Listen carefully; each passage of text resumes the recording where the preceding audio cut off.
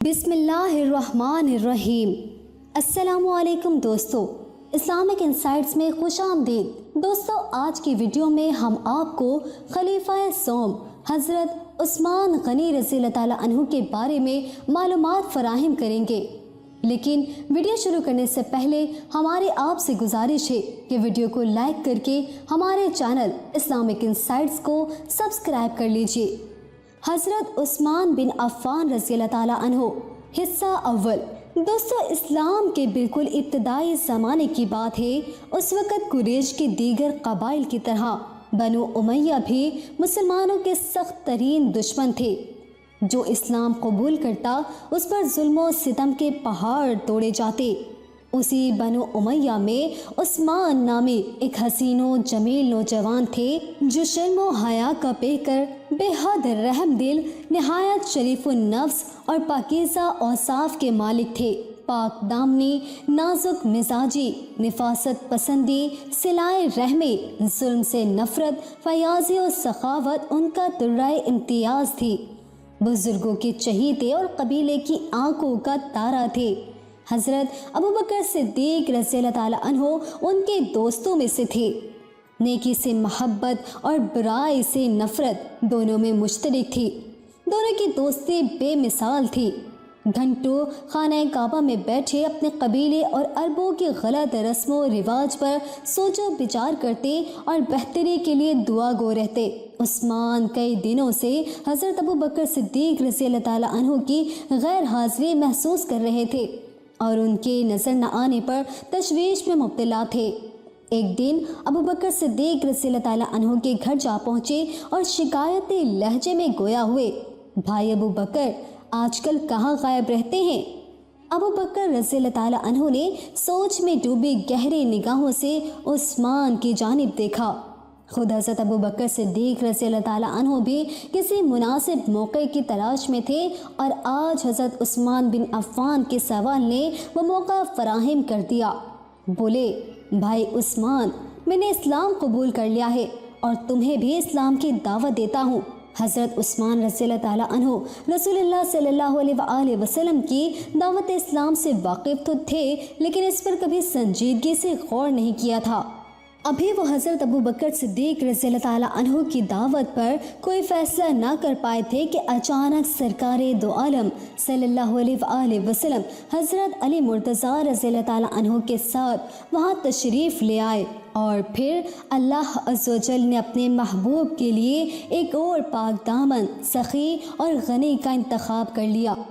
یکا یک حضرت عثمان بن عفان رضی اللہ تعالیٰ عنہ اٹھے اور رسول اللہ صلی اللہ علیہ وآلہ وسلم کے دست مبارک پر بیعت کر کے سرفروشان اسلام کی صفوں میں داخل ہو گئے۔ انہی دنوں ابو لہب کے دونوں بیٹوں نے حضور پاک صلی اللہ علیہ وآلہ وسلم کی صاحبزادیوں کو طلاق دے دی تھی۔ حضرت عثمان رضی اللہ تعالیٰ عنہ نے حضور پاک صلی اللہ علیہ وآلہ وسلم سے حضرت رقیہ رضی اللہ تعالیٰ عنہ کا رشتہ مانگا، اور نبی کریم صلی اللہ علیہ وآلہ وسلم نے اپنی لختے جگر کا ان سے نکاح کر دیا۔ دونوں مثالی میاں بیوی تھے اور دونوں ہی اسلام کے شیدائی اور اقامت دین کے پرجوش دائی۔ دوستو، حضرت عثمان غنی رضی اللہ تعالیٰ عنہ نے قبیلے اور خاندان کی شدید مخالفت کے باوجود راہ حق کے پرخار اور کٹھن راستے کو اپنے لیے پسند کیا۔ چچا حکم بن ابو عاص آپ رضی اللہ تعالیٰ عنہ کو رسے سے باندھ دیتا، پھر اہل خانہ شدید تشدد کا نشانہ بناتے۔ یہ روز کا معمول تھا۔ ظلم و ستم اور تشدد کا ہر حربہ آزمایا گیا، لیکن آپ رضی اللہ تعالیٰ عنہ کے پائے استقلال میں کوئی جنبش نہ آئی، بلکہ دین سے محبت شدید سے شدید تر ہوتی چلی گئی۔ آپ رضی اللہ تعالیٰ عنہ کہتے تھے کہ تم لوگ میرے جسم کے ٹکڑے ٹکڑے کر دو، تب بھی اللہ اور اس کے رسول صلی اللہ علیہ وآلہ وسلم کی محبت سے منہ نہ موڑوں گا۔ جب ظلم و تشدد تمام حدود پار کر گیا تو اللہ کے حکم سے نبی کریم صلی اللہ علیہ وآلہ وسلم نے ان مظلوم لوگوں کو ہجرت کی اجازت دے دی۔ چنانچہ نبوت کے 5ویں سال حضرت عثمان بن عفان رضی اللہ تعالیٰ عنہ اپنی اہلیہ اور 15 دیگر افراد کے ساتھ حبشہ ہجرت کر گئے۔ اس موقع پر رسول اللہ صلی اللہ علیہ وآلہ وسلم نے فرمایا، حضرت لوط اور حضرت ابراہیم کے بعد یہ پہلا جوڑا ہے جس نے اللہ کی راہ میں اپنا وطن چھوڑا۔ دوستو، کچھ عرصے بعد قریش کے اسلام لانے کی غلط اطلاع پر واپس آپ مکہ تشریف لائے، لیکن یہاں کی ابتر حالات دیکھ کر دوبارہ حبشہ چلے گئے۔ اسی دوران آپ رضی اللہ تعالیٰ عنہ کے صاحبزادے عبداللہ کی ولادت ہوئی۔ حبشہ میں کئی سال قیام کے بعد ایک بار پھر مکہ واپس آئے، لیکن یہاں کی مخدوش حالات کی وجہ سے حضور نبی کریم صلی اللہ علیہ وآلہ وسلم کی اجازت سے مدینہ ہجرت کر گئے۔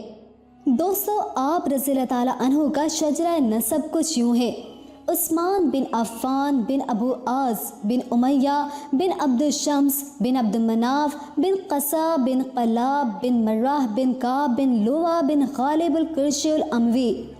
زمانہ جاہلیت میں آپ رضی اللہ تعالیٰ عنہ کی کنیت ابو عمرو تھی، لیکن مسلمان ہونے کے بعد حضرت رقیہ رضی اللہ تعالیٰ عنہ کے بطن مبارک سے ایک صاحبزادے پیدا ہوئے جن کا نام عبداللہ رکھا گیا، چنانچہ آپ رضی اللہ تعالیٰ عنہ کی کنیت ابو عبداللہ ہو گئی۔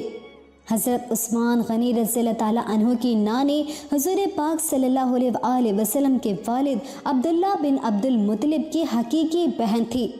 دوستو، حضرت عثمان غنی رضی اللہ تعالیٰ عنہ کا قد درمیانہ تھا، چہرہ سرخ و سفید تھا جس پر چیچک کے ہلکے داغ تھے، داڑھی گھنی تھی جسے ہنا سے رنگ لیا کرتے، سر کے بال خوبصورت گھنگریالے اور کانوں سے نیچے تک آتے تھے، جسم کی ہڈیاں چوڑی اور شانوں کے درمیان فاصلہ زیادہ تھا، پنڈلیاں بھری ہوئی تھی، دانت خوبصورت تھے جنہیں مضبوطی کے لیے سونے کے تاروں سے باندھ رکھا تھا۔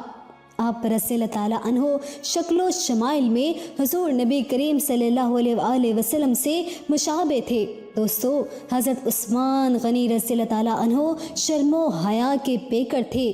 حضور نبی کریم صلی اللہ علیہ وآلہ وسلم نے فرمایا کہ جس طرح عثمان اللہ اور اس کے رسول سے حیا کرتے ہیں، اسی طرح فرشتے ان سے حیا کرتے ہیں۔ دوستو، حضرت عثمان غنی رضی اللہ تعالیٰ عنہ کی تحریر بہت پختہ، صاف اور خوبصورت تھی، نیز انتہائی راست باز اور دیانتدار بھی تھے۔ حضرت صلی اللہ علیہ وآلہ وسلم نے آپ رضی اللہ تعالیٰ عنہ کو کاتب وحی جیسے عظیم منصب پر فائز فرما دیا، نیز آپ رضی اللہ تعالیٰ عنہ کا شمار قرآن کریم کے اولین حفاظ میں بھی ہوتا ہے۔ قرآن پاک کی اتنی عمدہ قرأت کرتے کہ سننے والے مدہوش ہو جاتے۔ آپ رضی اللہ تعالیٰ عنہ نے ام المومنین سیدہ حفصہ رضی اللہ تعالیٰ عنہ سے قرآن مجید کا وہ اصل نسخہ منگوایا جو خلافت صدیقی میں حضرت زید بن ثابت رضی اللہ تعالیٰ عنہ اور دوسرے صحابہ رضی اللہ تعالیٰ عنہ نے مرتب کیا تھا۔ آپ رضی اللہ تعالیٰ عنہ نے اس نسخے کی بہت سی نقول کتابت کروا کر تمام شہروں میں روانہ کی۔ یوں مسلمانوں کو قرآن پاک کی ایک ہی قرأت پر جمع کرنا آپ رضی اللہ تعالیٰ عنہ کا بڑا کارنامہ ہے۔ دوستو، رمضان 2 ہجری میں مسلمان معرکہ بدر کی تیاریوں میں مصروف تھے کہ حضرت رقیہ رضی اللہ تعالیٰ عنہ کو چیچک نکل آئی۔ حضرت صلی اللہ علیہ وآلہ وسلم نے آپ رضی اللہ تعالیٰ عنہ کو غزوہ بدر میں شرکت سے روک کر اہلیہ کی تیمارداری پر مامور فرمایا، لیکن سیدہ رقیہ رضی اللہ تعالیٰ عنہ جام پر نہ ہو سکی۔ جس وقت حضرت زید بن حارثہ رضی اللہ تعالیٰ عنہ فتح کی خوشخبری لے کر مدینہ پہنچے، اس وقت حضرت رقیہ رضی اللہ تعالیٰ عنہ کی تدفین کی جا رہی تھی۔ حضرت صلی اللہ علیہ وآلہ وسلم نے حضرت عثمان غنی رضی اللہ تعالیٰ عنہ کو مال غنیمت میں سے حصہ عطا فرمایا، چنانچہ آپ رضی اللہ تعالیٰ عنہ کا شمار اہل بدر میں ہوتا ہے۔ حضرت رقیہ رضی اللہ تعالیٰ عنہ کے انتقال کے بعد حضرت عثمان غنی رضی اللہ تعالیٰ عنہ غمگین اور اداس رہنے لگے۔ حضرت صلی اللہ علیہ وآلہ وسلم کو حضرت رقیہ رضی اللہ تعالیٰ عنہ سے آپ رضی اللہ تعالیٰ عنہ کی محبت کا اچھی طرح علم تھا، چنانچہ آپ صلی اللہ علیہ وآلہ وسلم نے اپنی دوسری صاحبزادی ام کلثوم کا نکاح ان سے کر دیا۔ اس نسبت سے آپ رضی اللہ تعالیٰ عنہ ذو النورین یعنی 2 نور والے کے لقب سے مشہور ہوئے۔ दोस्तों हज़रत उस्मान रज़ी अल्लाह ताला अन्हु के अलावा दुनिया में कोई ऐसा दूसरा शख्स नहीं गुजरा जिसके निकाह में किसी नबी की दो बेटियां यके बाद दीगरे आई हों। 9 हिजरी में सैयदा उम्मे कुलसूम रज़ी अल्लाह ताला अन्हु भी अल्लाह को प्यारी हो गई तो हुज़ूर नबी करीम सल्लल्लाहु अलैहि वसल्लम ने फरमाया, अगर मेरी 10 बेटियां भी होती तो एक एक करके उन्हें उस्मान के निकाह में दे देता। दोस्तों आज की वीडियो बस यहीं तक। हज़रत उस्मान गनी रज़ी अल्लाह ताला अन्हु के बारे में मज़ीद मालूमात जानने के लिए अगली वीडियो मुलाहिज़ा कीजिएगा। हमें उम्मीद है कि आपको हमारी आज की वीडियो भी पसंद आई होगी। अगर पसंद आई है तो इसे लाइक और शेयर कर दीजिए और अगर आप हमारे चैनल पर नए हैं तो इसे सब्सक्राइब कर लीजिए। मिलते हैं अगली वीडियो में, तब तक के लिए हमें इजाज़त दीजिए। अस्सलामु अलैकुम।